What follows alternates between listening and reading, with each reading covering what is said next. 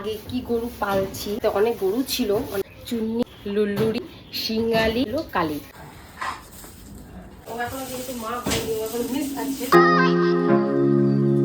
Hello friends, আজকে হয়ে গেছে একটা কাণ্ড। বর খেতে অনেক কিছু লাগিয়েছিল, তার সঙ্গে কয়েকটা বিমসের চারাও লাগিয়েছিল। তার মধ্যে কিন্তু বেশ ভালোই অনেক কটা করেই ফুল চলে আসে, মানে কিছুদিনের মধ্যে বিমস চলে আসবে। বাবা বুঝতে পারেনি, জঙ্গল পরিষ্কার করতে গিয়ে প্রত্যেকটা বিমস গাছ উঠাই দিছে। বর গেছে দোকানের জন্য মাল আনতে শিলিগুড়িতে, আর বাবা জঙ্গল পরিষ্কার করতে এসে প্রত্যেকটা বিমস গাছ উঠাই দিছে। তো চলো তোমাদের দেখাচ্ছি। এটা তো ঠিক আমাদের অনেক জঙ্গল হয়ে গেছে খেতে, তো দেখাচ্ছি বিমস গাছগুলো। দেখো এই যে এত সুন্দর সুন্দর ফুল আসছে বিমস গাছগুলোতে। আমি তো পূজা দিচ্ছিলাম, ফুল নিতে আসছি এই যে এখানে, তখন দেখি বাবা বিমস গাছগুলো উঠাই দিছে। এদিকে মা কি করছে, মটরশুটি গাছে মটরশুটি শাক ভাবে মটরশুটি গাছে সব পাতা উঠায় নিয়ে চলে গেছে, কিন্তু এগুলা হলো অ্যাকচুয়ালি মটরশুটির গাছ। মা বুঝতে পারি, ভাবছে এটা শাক গাছ। কিন্তু এমনি বরের মাথা খারাপ হয়ে গেছে, আজকে বাবা এই কাণ্ড করছে। বাবা ফটাফট লাগাই দিছে। এই যে দেখো, জানি না আদৌ হবে কিনা। আর আমাদের দেখাচ্ছি এত সুন্দর শশা হয়েছে। এই যে একটা, এই যে ভিতরে অনেক শসা, ভিতরে আরো আছে, ফুলও অনেক আসছে। আগুন লাগা দিলা জঙ্গলগুলা? ঠিক আছে। বাবা যেহেতু আজকে দোকানে যায়নি, তাই টুকটুক টুকটুক করে বাড়ির আশেপাশে যা জঙ্গল হয়েছে সেই জঙ্গলগুলো পরিষ্কার করছে। তো আজকে আমাদের দেশি চিংড়ি মাছ দিয়ে হবে সবজি। তো সেম ওইভাবে নিরামিষ হয়, তো এখন আজকে তার মধ্যে মাছ পড়ে যাবে। মা এখানে বাঁচতেছে আর আমি এখানে এই আলুগুলো বাজবো। আর এই যে এই সবজিটা হবে আজকে দেশি চিংড়ি মাছ দিয়ে। আলুটা ছুলে নি, মা এখানে কিছুটা ছুলছে।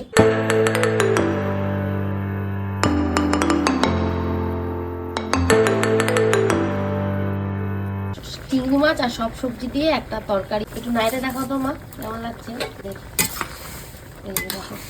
আজকে মা এক থালা ভাত এই সবজি দিয়ে খাই নিবে, তাই তো? মশলা ছাড়া সবজি। বাবা জঙ্গল পরিষ্কার করতে করতে কোত্থেকে দুটো লোক চলে আসলো আর বলে কি, তোমাদের কাছে যা সুপারি আছে আমাদেরকে দাও, 40 টাকা দিচ্ছি। সে কি অবস্থা! বাবা বলে কি 50 টাকা দাও আর নিয়ে যাও। সেই শেষমেশ নিয়ে গেল। কি অবস্থা! দেশি চিংড়ি মাছ দিয়ে সবজি রান্না করে মা চলে গেছে চুটকিকে আনতে। তারপরে দিকে আমি আলুর দম বানালাম। এর আগে আমি কি কি গরু পালছি সেটা বলার আগে ফটাফট গরুর গোবরগুলো পরিষ্কার করে দিই। দেখো আমাদের শান্তির পায়ের নিচে দুনিয়া নোংরা করছে গোবরে। তো ফটাফট আগে এগুলা পরিষ্কার করে তারপর তোমাদের জানাচ্ছি যে এর আগে আমি কি কি গরু পালছি।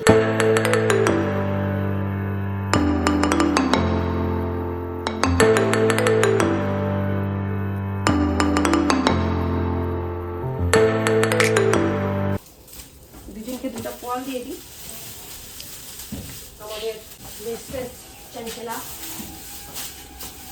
ও এখন যেহেতু মা হয়নি, ও এখন মিস আছে, আমাদের মিস শান্তি।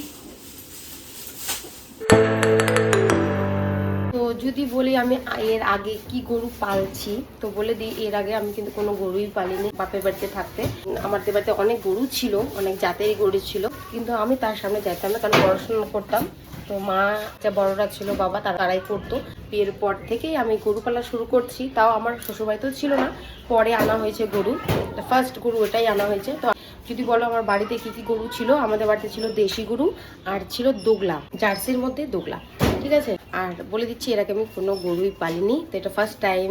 সেই জন্যই আমার কাছে কিছু ভুল ত্রুটি হয়ে গেলে তোমরা অবশ্যই আমাকে সাজেশন করবে, আমি ওইভাবেই চলবো, ওইভাবে গরুগুলোকে পালবো। তো বলে দিই আমাদের অনেক গরু ছিল। যে আমাদের বাড়িতে গরুগুলো ছিল তার নাম একবার বলে দিচ্ছি, দেশিগুলোর নাম আগে বলি। দেশিগুলো ছিল চুন্নি, লুল্লুড়ি, সিঙ্গালি আর হলো ছিল কালি। এগুলো সব ছিল দেশি গরু। আর সিঙ্গালি ছিল বিশাল বড় বড়, সেরকম সিঙ্গালি ছিল। আর চুন্নি মানে কি, ওকে যদি চুন্নি বলে ডাক হতো, একটা সিধা বাড়ি, এখান থেকে ডাকতাম সিধা বাড়ি চলে আসতো। ছোট ছিলাম তো, কিন্তু মনে আছে অল্প অল্প। আর আমাদের লুল্লুড়ি হচ্ছিল খুব স্লো, মানে ঠিক আমাদের শান্তির মতন, একবারে কি চলে কি চলে না, নড়ে কি নড়ে না, ওর নাম ছিল লুল্লুড়ি।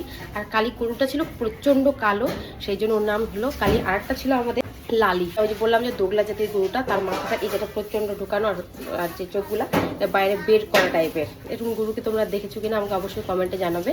আর ওর নাম ছিল লালি। তো বাড়িতে গরু ছিল, কিন্তু আমি আগে গরু পালিনি, তো ফার্স্ট টাইম। জেনে কেমন লাগলো অবশ্যই জানাবে কমেন্টে। তো চলো বন্ধুরা, টাটা।